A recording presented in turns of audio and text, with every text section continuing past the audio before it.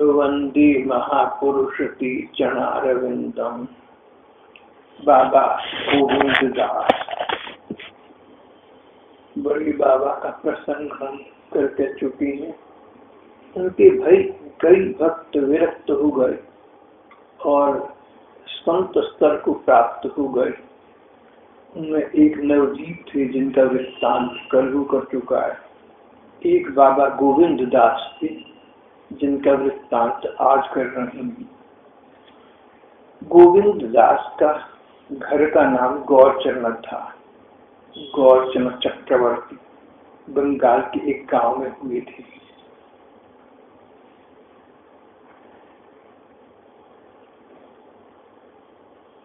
इनके माता पिता का जल्दी ही देहांत हो गया था, पर गांव के लोग इनके बचपन में ही इनके गुणों से बहुत प्रभावित थे।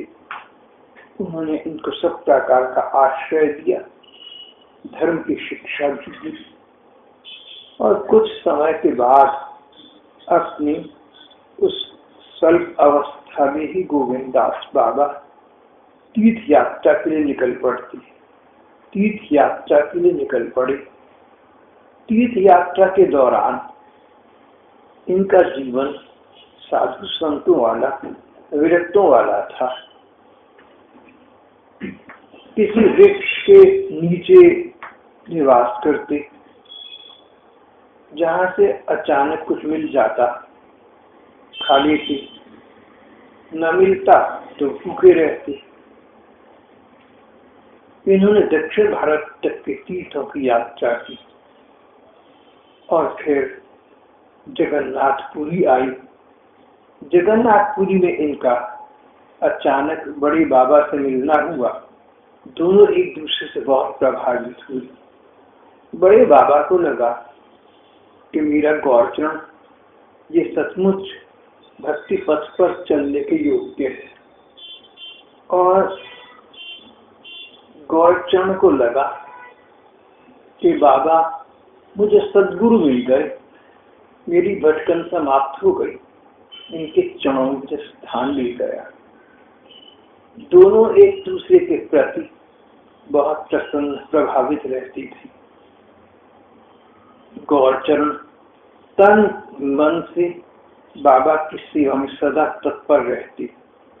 सेवा करते करते बाबा से इनका गौरचरण का इतना तादात्म्य हो गया, इतना मन का संबंध बन गया कि बिना बाबा के कहे बाबा के मन की बात जान ली थी। जिस समय बाबा की जो इच्छा होती उसकी व्यवस्था ये स्वयं पहले ही करने लगते थे।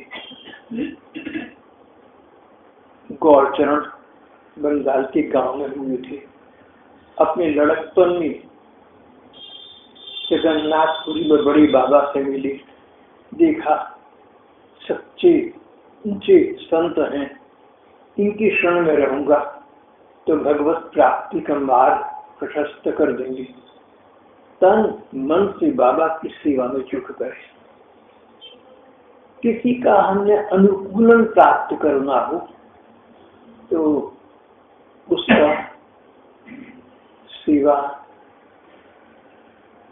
किसी का अनुकूलन प्राप्त करना हो तो उसकी सेवा करनी चाहिए।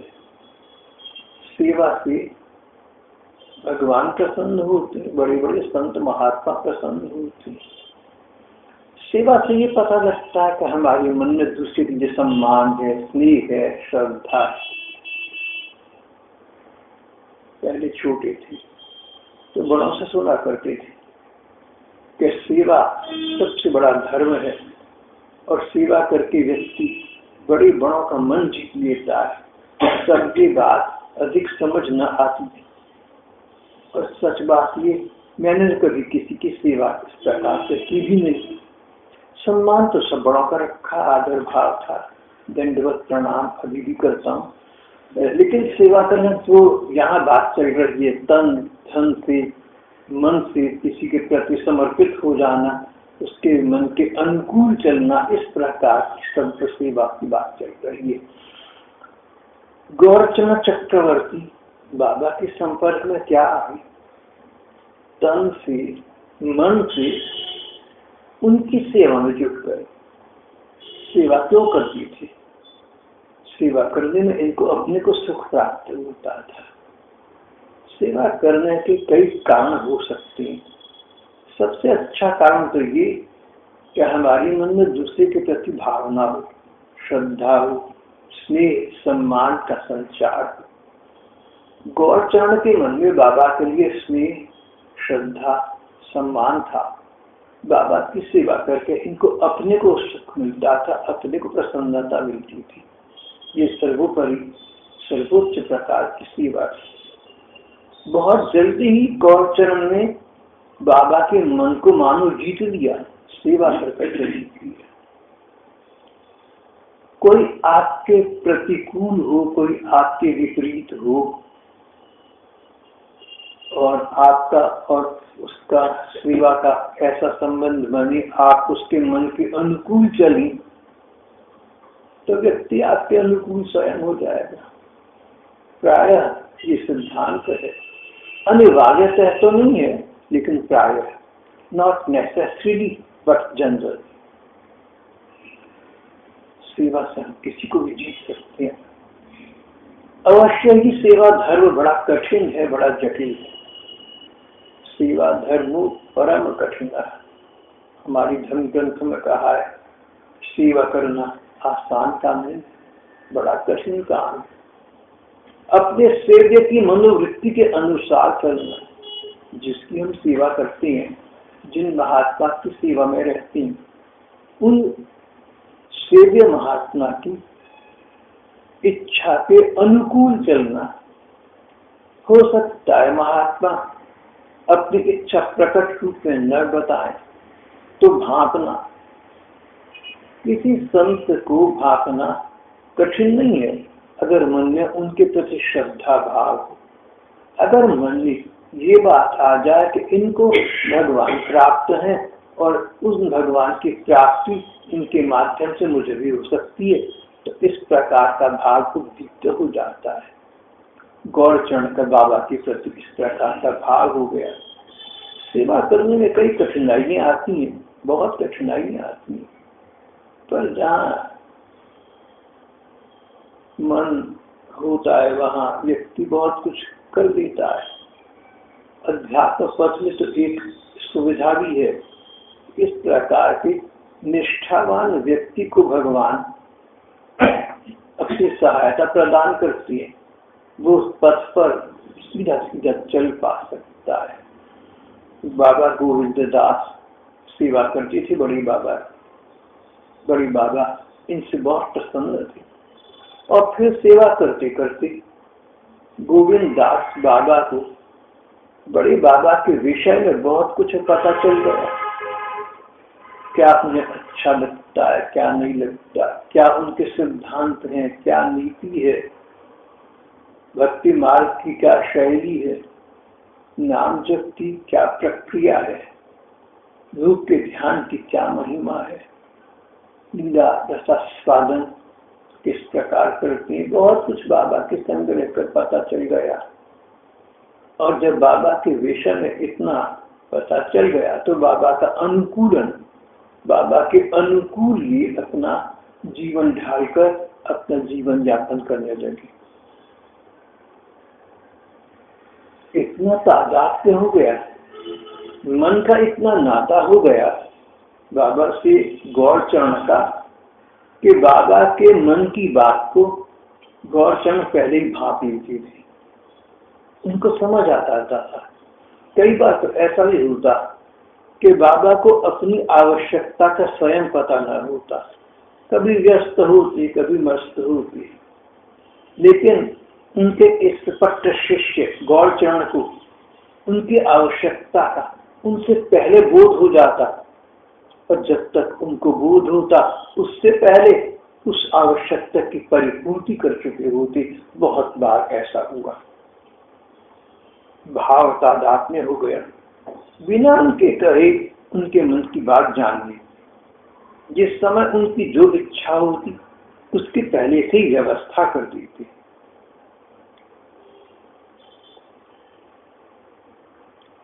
जहाँ गौरचरण ने विरक्ति का वेश धारण किया, साधु बन गए। अब उनका नाम हो गया गोविंद दास बाबा। हम लोग बाबा गोविंद दास के चरित्र की वार्ता कर रहे हैं। गोविंद दास का पहले नाम गौरचरण था। अब बड़े बाबा के सानिध्य में आए, पूरा भगवत पथ पर लग गए, बाबा की सेवा में लग गए। अब उनका नाम गौरचरण रहा, उनका नाम बाबा गोविंद दास हो गया। जो लोग विरक्त हो जाते प्रायः हम उन्हें बाबा कहते हैं। जो सन्यासी हो जाए उन्हें स्वामी कहते हैं। सन्यासी जो कमंडलू खाले, खटपटी पहने, त्रिदंडी स्वामी हो जाए, गिरवा कपड़ा धारण करें, सन्यासी लोगों को हम स्वामी जी कहते हैं। और जो इस प्रकार के कार्य न करें, लेकिन पैसा परिवार से अलग हो जाए, भगवान के भरोसे रह जाए और भगवान का भजन करें, विरक्त हो गए संसार से, उनको हम बाबा कहते हैं। ऐसा भक्ति साम्राज्य का विधान है। गोविंद दास बाबा जी बन गए।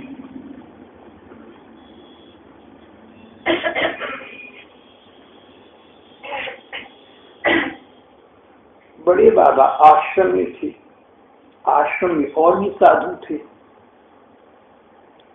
बड़े बाबा ने आदेश दिया कि गोविंद दास सभी साधुओं की भिक्षा घर घर से मांग कर लिया है। जो भिक्षा में मिले बाबा को लाकर दे दो। बाबा आश्रम वासियों को बांट लेंगे या पास रखेंगे या जैसा उचित समझेंगे वैसा उसका निर्वहन करेंगे। विचित्र बात ये कि बाबा गोविंद दास भिक्षा के लिए जाते और भिक्षा लाकर बड़े बाबा को दे देते। आश्रम वासियों में साधु में भिक्षा बट जाती। अपने लिए भिक्षा ये अलग से लाते थे। कोई सरल सीधी छोटी सी चीज जिसका बस उदर पूर्ति हो जाए, पेट भर जाए, बस निर्वाह हो जाए।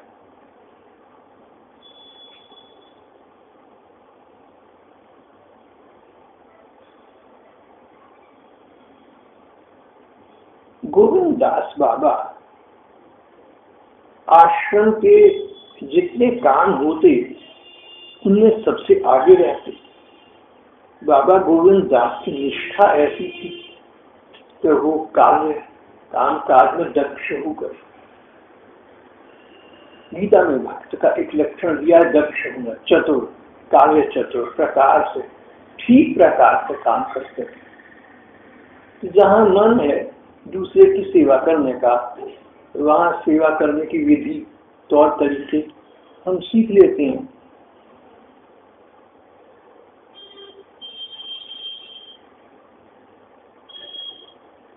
गोविंद दास बाबा आश्रम के जितने भी कार्य होते उनमें सबसे आगे रहते। आश्रम में दर्शनार्थी आते, श्रद्धालु आते, अतिथि आते, उनकी सेवा में सबसे आगे रहती। और नवदीप दास बाबा जिसका प्रसंग कल आ चुका, नवदीप दास और गोविंद दास बड़े बाबा के मुख्य शिष्यों में हो गए। मानो उनके दो हाथ हैं। और इन दोनों का बाबा के प्रति बड़ा घरेलू भाव हो गया। कोई भ्रम नहीं, कोई संकोच नहीं, एक दूसरे से प्यार का नाता हो गया।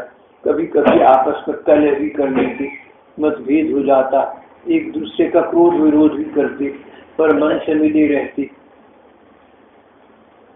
एक दिन बड़े बाबा उठे और उठते ही उन्होंने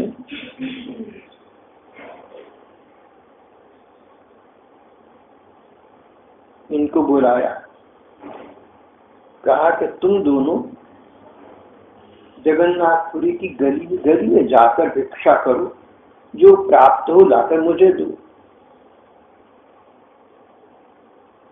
इस प्रकार नवदीप और गोविंद दोनों भिक्षा एकत्रित करते और भिक्षा में जो मिलता बाबा को लाकर दे देते। कई दिन इस प्रकार बीते।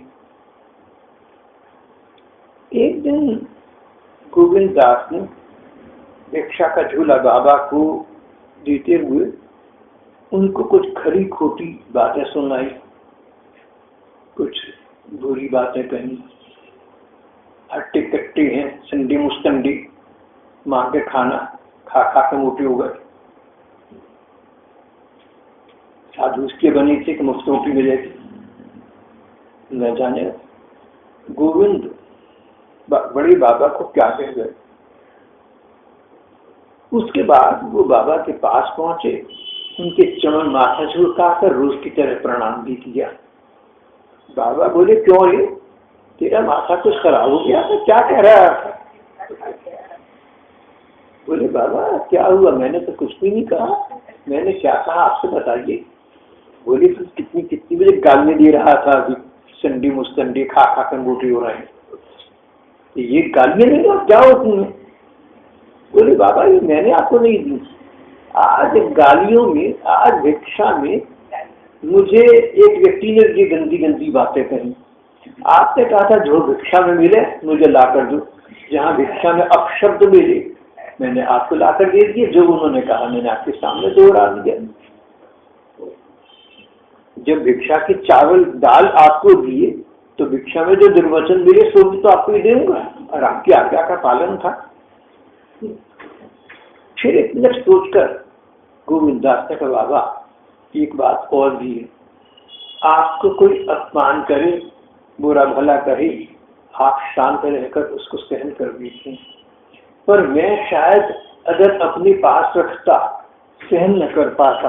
हो सकता है कि वो अपशब्द बोलने वाला व्यक्ति जब मुझे मिलता तो उसको देखकर मेरे मन में हिंसा का भाव उत्पन्न होता, मेरे मन में अप्रियता आदमी ये वो आदमी जिसने मुझे बुरी शब्द कही थी, अब वैसा नहीं होगा। बाबा ने गोविंद दास को गले लगा दिया, बोले, भैया तेरे निष्कपट व्यवहार से मैं तेरे हाथ बिक गया। एक और दिन नवदीप और गोविंद राजमहल के मार्ग से भिक्षा करने जा रही थी। नाम लेते लेते कीर्तन करते जा रहे थे, राम राम हरे हरे कृष्ण कृष्ण हरे हरे। कभी कोई कीर्तन करते, कभी कोई कीर्तन करते।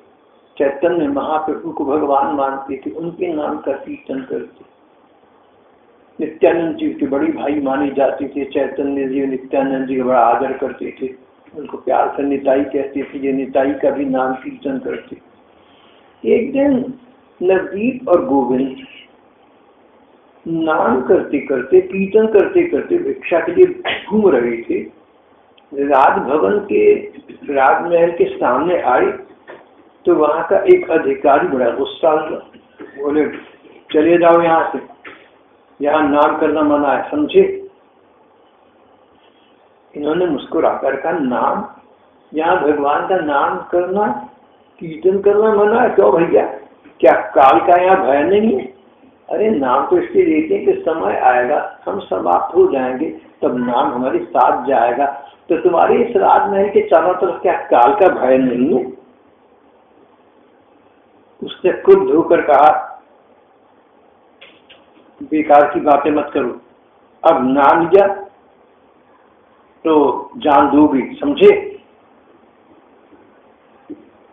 यहां से चलते बनो। ये सुनी अनसुनी करके नाम लेके लेके वहां से चली आई। राजकर्मचारी इनको अपशब्द बोलता रहा, अपमान करता और धमकाता रहा। अचानक उन्हीं दिनों जगन्नाथपुरी में भयंकर हैजा फैल गया। हैजे का सबसे बड़ा प्रकोप, सबसे बड़ा शिकार यहाँ का राजा बना। राजा हैजा का शिकार हो गया। आश्चर्य, प्रकार प्रकार की चिकित्सा की गई, मंत्रों के जप करे गए, हवन होम करे गए, जगन्नाथ जी की पूजा की गई, पर कोई फल न हुआ, स्थिति बिगड़ती गई। किसी ने कहा कि बड़े बाबा सिद्ध संत हैं, उनमें वही चमत्कारी शक्ति है। अगर वे यहाँ आकर कीर्तन करें तो हैजे का प्रकोप शांत हो जाएगा और महाराजा ठीक हो जाएगी, ऐसा मेरा विचार है। मरता क्या न करता के न्याय से बड़े बाबा से जाकर प्रार्थना की गई कि आप मंडली के साथ कीर्तन करें तो बड़ी कृपा होगी, हमारा कष्ट मिल जाएगा, आप हम पर कृपा करें। और जब बड़ी बाबा मुस्कुराकर बोले, भैया यही करना है जहाँ बैठे हैं, तो तुम कहते हो राजभवन के पास आकर कर देंगे। कीर्तन करना है, नाम करना है, वन में, उपवन में, घर में, यात्रा मार्ग में, वहां आकर कर देंगे, चिंता मत करो। बड़ी बाबा की सरलता देखकर राज कर्मचारी चकित रह गए। बाबा वहां पहुंचे, नाम कीर्तन किया। नाम कीर्तन में सभी को बड़ा सुख मिला। ये तो भूल गए कि नाम कीर्तन हम औषधि के रूप में कर रहे हैं। नाम कीर्तन में उन्हें इतना सुख मिला, मन को इतनी सांत्वना मिली कि प्रसन्नता के साथ राज कर्मचारी नृत्य करके कीर्तन में सहयोग देने लगे। और एक स्थान पर तो राजा जो बीमार पड़े थे उनको ऐसा उन्माद हुआ, ऐसा आवेश हुआ कि महाराज स्वयं खड़े होकर बाबा के पास आकर उनके चरण प्रणाम करके नृत्य करने लगे। ये देखकर सब लोग चकित रह गए। अपूर्व दृश्य था। जिस राज कर्मचारी ने उनको धमकाया था वो समझ गया कि मैंने गलत काम करा। ये सच्चे महात्मा थे, ये झूठे मूठे साधु नहीं थे, सच्चे साधु थे। मैंने इनका अपमान करा। उसके मन ने कहा इसी कारण हमारे यहाँ ये विपदा आई है। उसने बाबा के चरणों में प्रणाम किया, उनसे क्षमा मांगी।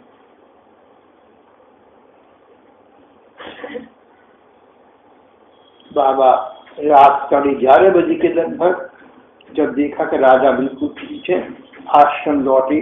उस दिन महाराज को कोई औषधि नहीं लेनी पड़ी, वे अपने आप को स्वस्थ अनुभव करने लगे। राजा का नाम संकीर्तन में श्रद्धा भाव बहुत बढ़ गया। बाबा, बड़े बाबा अद्भुत व्यक्तित्व थे, ये बात पहले भी आ चुकी है। एक बार कुत्तों का समागम किया था, कुत्तों का भंडारा किया था, तो एक बूढ़े ने आकर कहा था तुम क्या बबाल खड़ा रखते हो, कुछ ना कुछ झंझट बनाए रखते हो, कुत्तों का भंडारा होता है। लेकिन कुत्ते एकत्रित हो गए थे। यहाँ पर उन्होंने गोविंद दास से कहा कि गोविंद, आज तुम अपनी साधना इस प्रकार करो कि मंदिर तक जाओ, जगन्नाथ जी के मंदिर तक जाओ। मार्ग में सड़क पर जितने शौचालय हैं सबके सामने देखकर साष्टांग दंडवत प्रणाम करो। कई शिष्य चकित रह गए, ये क्या है? तो मंदिर मार्ग में जो शौचालय हैं उनके आगे दंडवत प्रणाम करा जाए। लेकिन गोविंद तत्क्षण उठ खड़े हुए, बड़े प्रसन्न चेहरे से। उन्हें कहा बाबा इतनी कृपा, मैं ऐसा ही करूंगा। चल पड़ी। शत शत लोगों की हंसी मजाक की चिंता न करके गोविंद तत्क्षण दंडवत करते हुए चल पड़ी। गोविंद दास का बाबा के प्रति इतना श्रद्धा भाव था कि बाबा जो कुछ करने को कहते हैं वो साधना है, भगवान उससे प्रसन्न होते हैं। उसमें कोई राज छिपा होता है, उसमें कोई उद्देश्य छिपा होता है जो देखने में आता है। सत्यवर्तक सीमित नहीं होता है, प्रच्छन्न सत्य भी होता है, परोक्ष भी होता है, जो पता नहीं चलता, जो देखने में नहीं आता।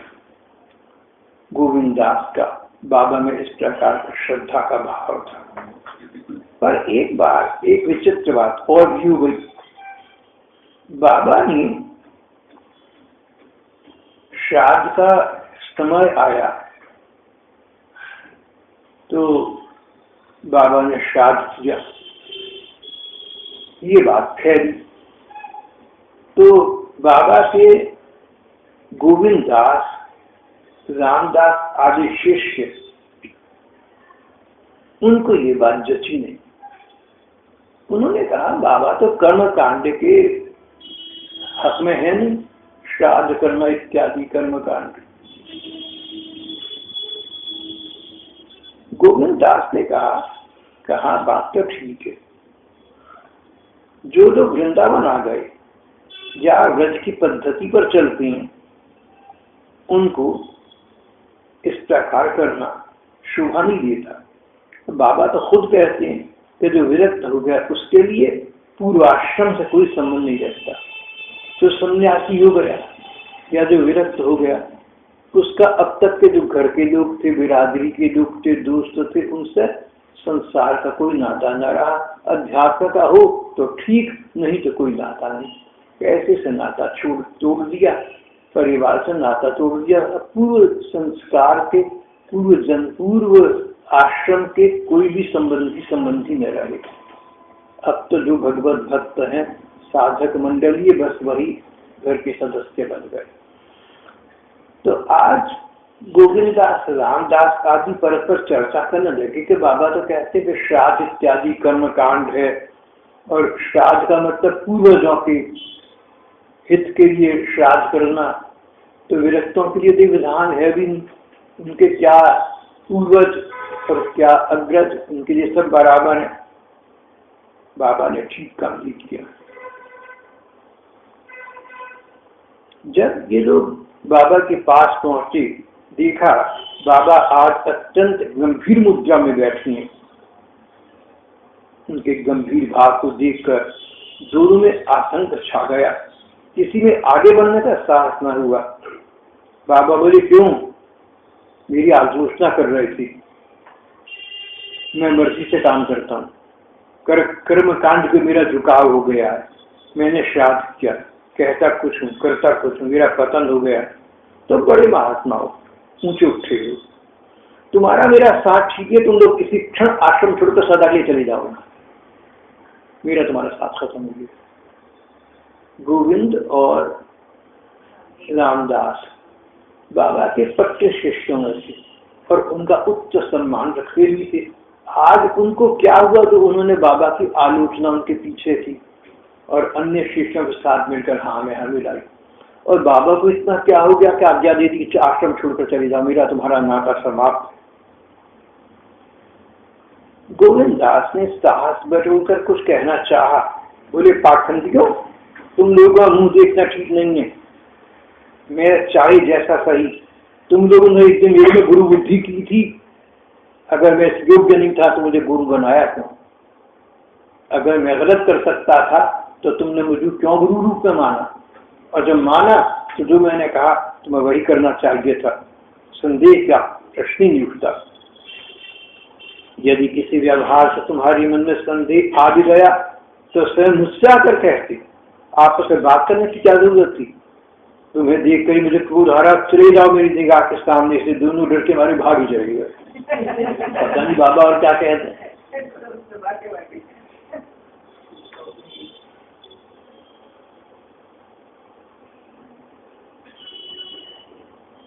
बाबा ने सचमुच उनको आश्रम से निकाल दिया, उनसे मिलना बंद कर दिया, उनके बारे में बात करना भी बंद कर दिया।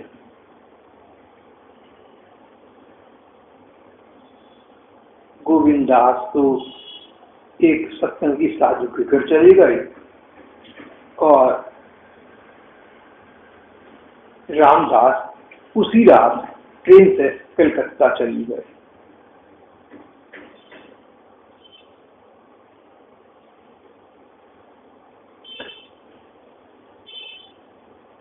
उसी रात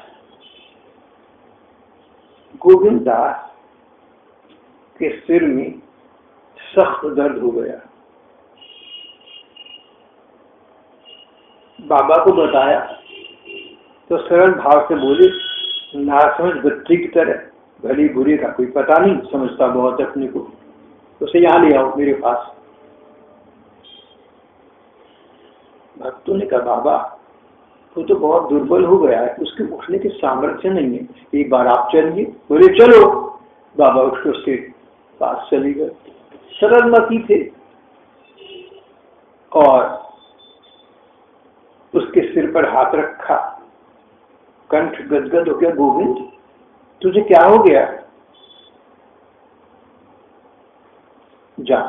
जाकर खा पी ली।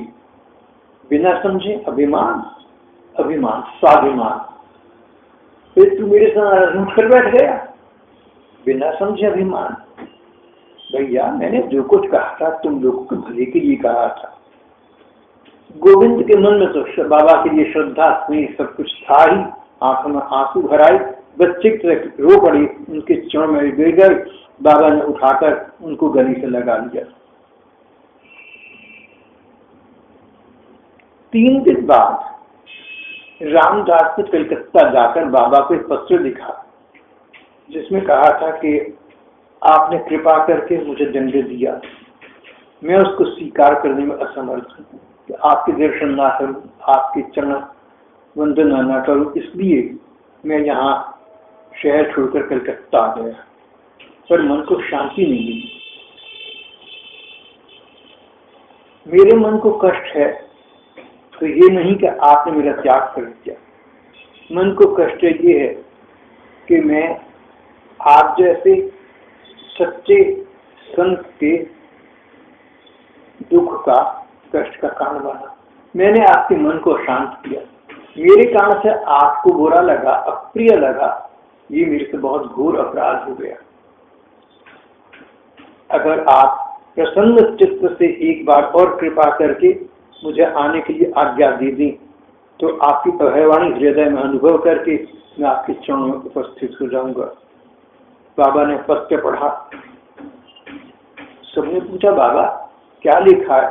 बाबा की आंखों में आंसू भराए, गला भराया, पत्र स्वयं न पढ़ सके, किसी को पढ़ने के लिए दिया, उसमें ये सब बातें लिखी थी, अब भी आपसे कहेंगे। और उसको आने के लिए पत्र लिख दिया। 7 दिन के बाद रामदास बाबा के चरणों में प्रणाम करने आ गए। दोनों के आंखों में आंसू भरे थे।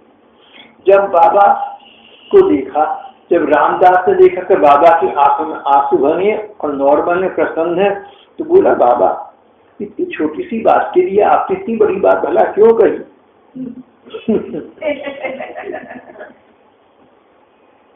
और इतने छोटी सी बात के लिए अगर इतना दंड देना था तो भला आपने पहले ही मुझे चरणों में स्थान क्यों दिया था? अपने प्रेम में मुझे पागल क्यों करा था?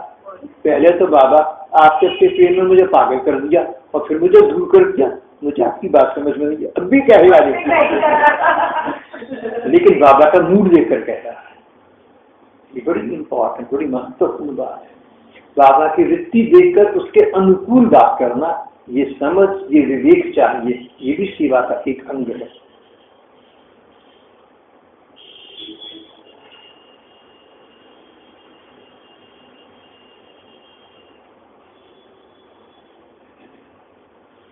बाबा बोले भैया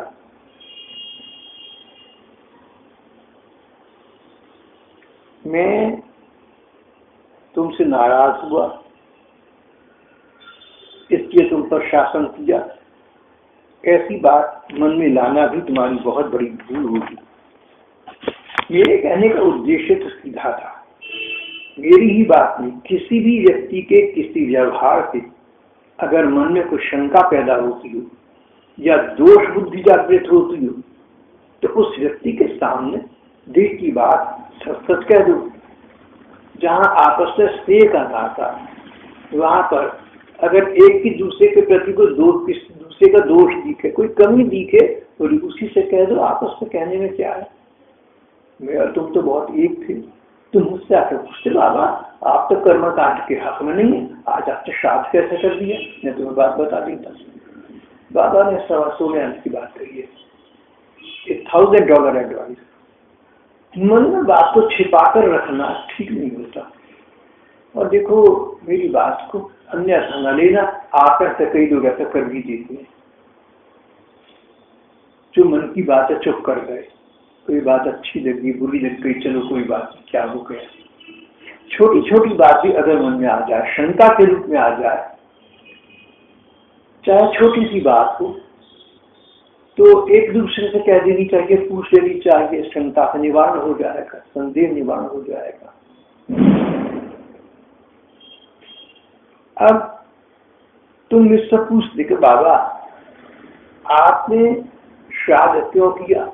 आप तो कर्मकांड को मानते नहीं। श्राद्ध किया पूर्वजों के लिए, पुराने बुजुर्गों के लिए चले गए। आप तो आश्रम छोड़ चुके, पूर्व आश्रम का त्याग कर चुके। आप तो मुझसे पूछते ना बाबा आप ऐसा क्यों किया, तो तुम्हें मैं बता देता मैंने क्या किया। मैंने श्राद्ध कैसे किया?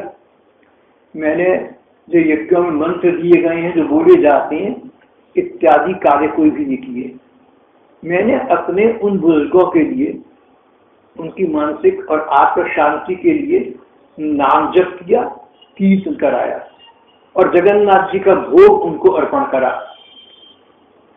जो बड़े बुजुर्ग चले गए वो आशा रखते हैं कि हमारे परिवार में आगे जाकर कोई ऐसा बच्चा होगा, ऐसा उत्तराधिकारी होगा जो भगवत भक्त होगा, तो भगवान के प्रसाद का हमें भोग लगाएगा और हम लोग तर जाएंगे। मैंने यही किया।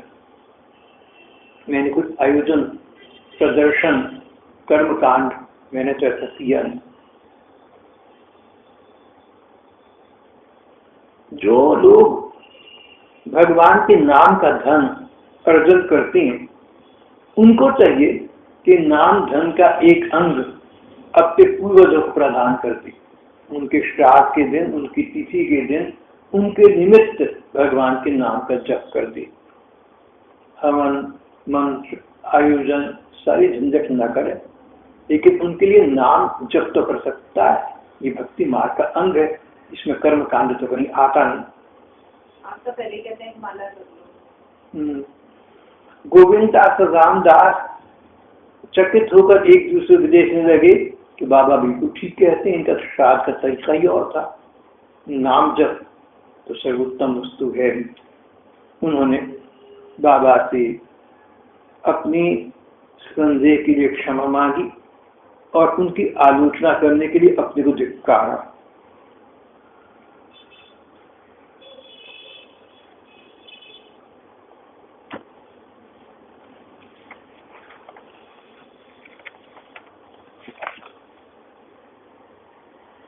फिर एक दिन बाबा ने एक पत्र गोविंद दास के नाम पठाया, एक बच्चे के हाथ भेजा। उसमें लिखा था, गोविंद यदि तुम मेरा तनिक सा भी कहना मानते हो तो ये पत्र पढ़ते सीधे वृंदावन चले जाओ, वहां जाकर राधा कुंड में वास करो, नित्य झाड़ू लगाओ, भिक्षा का आश्रय लो। इस समय मेरे साथ तुम्हारा और मिलना नहीं हुआ, तुम एकदम चले जाना चाहिए। ये पत्र की बात सुनते सब पर मानो बच्चे घात हुआ, सब व्याकुल हो। ये क्या हुआ? बाबा का तो हृदय बड़ा कोमल है और आज उसको आज्ञा अचानक दे दी कि तुम वृंदावन चले जाओ, मुझे मिलने की बात भी नहीं है, सीधे चले पत्र पढ़ो और जाओ।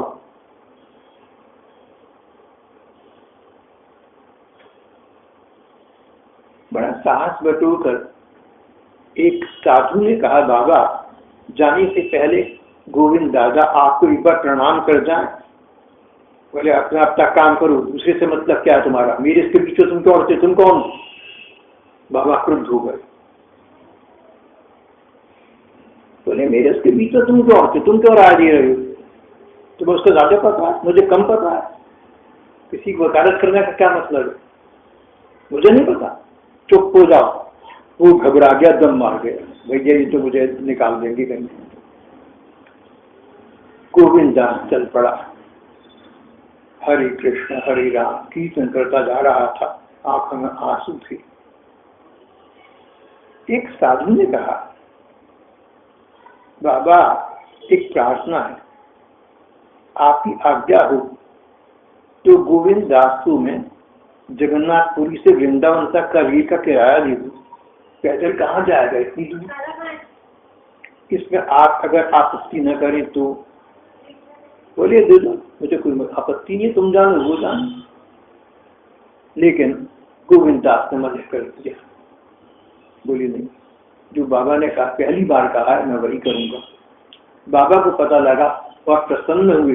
बोली मैंने कहा था ना, यही समझा था कि राधा कुंड जा रहा है, वृंदावन जा रहा है, मेरे प्रति उसकी श्रद्धा है, मेरा कहना मानकर जा रहा है, तो जो मैंने कहा है उसका वो अक्षरशः पालन करेगा।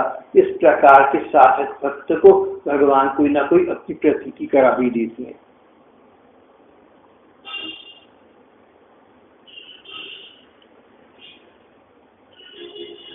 बाबा ने पूछा, अच्छा एक बताओ, गोविंद सचमुच चला गया? एक ने कहा आपने तो भेज दिया, आज्ञा हो तो किसी को भेजकर वापस लाने की चेष्टा करें। बोले नहीं, ऐसा न करना, वृंदावन जा रहा है, इसमें बाधा देना उचित नहीं है। ललिता दासी जो श्री राधा कृष्ण प्रति सेविका के रूप में समर्पित थी पुरुष देह में, नारियों की गोपियों की भांति रहती थी। ललिता दासी पर पूरे आश्रम की रसोई का कार्यभार रहता था। बाबा ललिता दासी को बहुत मानते थे। ललिता दासी ने कहा, बाबा आपका हृदय इतना कठोर हो सकता है, आज से पहले हम लोग सोच भी नहीं सकते थे। जाते समय बेचारे को प्रणाम करने की आज्ञा हमें मिली। वज्रादपि कठोराणी मृदुनी कुसुमाकरी। भगवान राम के विषय में रामचरित, उत्तर रामचरित में ये पंक्तियां आती है। पता है किसी को याद है?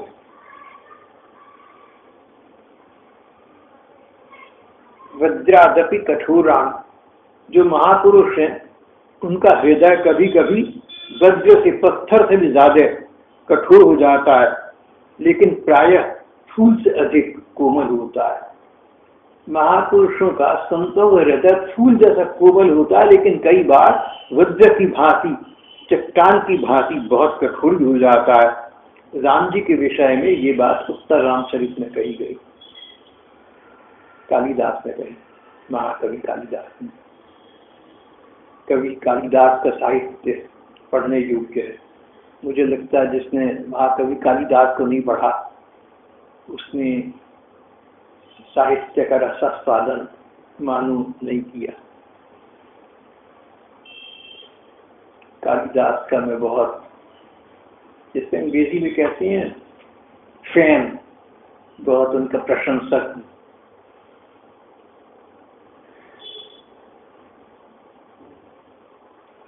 मेघदूत नाम का उनका खंड काव्य है। कश्चित कांता विरह गुणा साधिकारा प्रमत्ता। एक यक्ष बेचारा अपनी नववधू से युक्त हो गया, उसके विरह में पड़ा रहा। उसके मन के भाव कालिदास से प्रकट किए।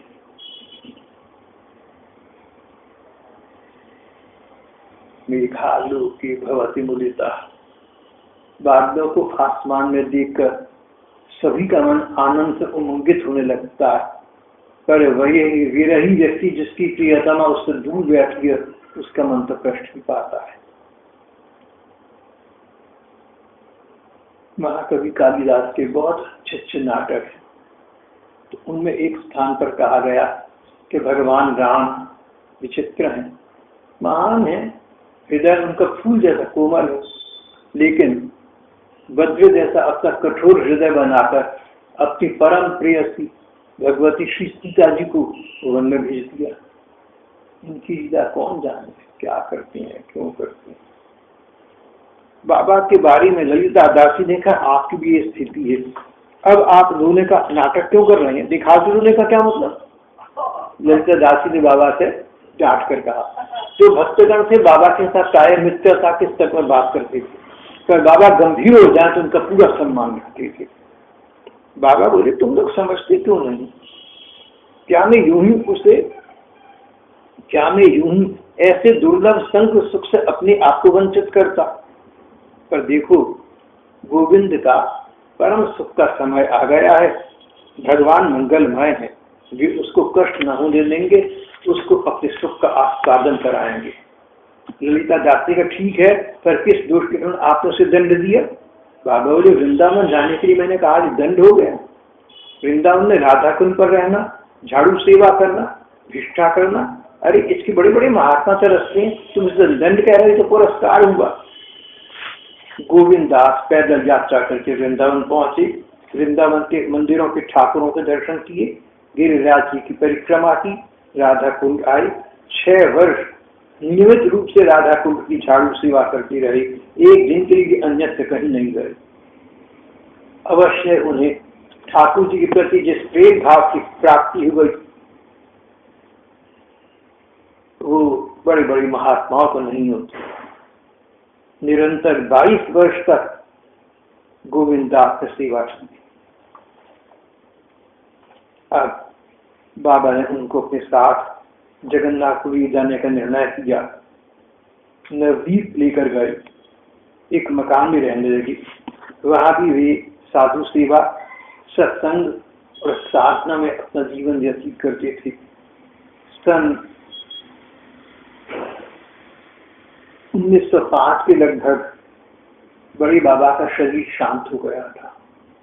उसके बाद संसार में इनकी कोई रुचि न रही, एकांतिक साधना और भजन में लग गए। अवश्य बाबा के मठ में जो साधु थे उनकी सेवा ये पहले से भी अधिक करने लगे। सोचते थे बाबा चले गए, मेरा कर्तव्य है कि जो बाबा के आश्रित साधु थे, शिष्य थे, उनको किसी प्रकार का कष्ट न हो। तो गोविंद दास बाबा ने बस 2 नियम दे दिए। बाबा के साधक शिष्यों की पूरी सेवा सहायता, उनका भार अपने पर लिया और शेष समय में ठाकुर जी का एकांतिक भजन और चिंतन। सन 1930 में उन्होंने भी नित्य लीला में प्रवेश कर लिया। श्री कृष्ण गोविंद हरे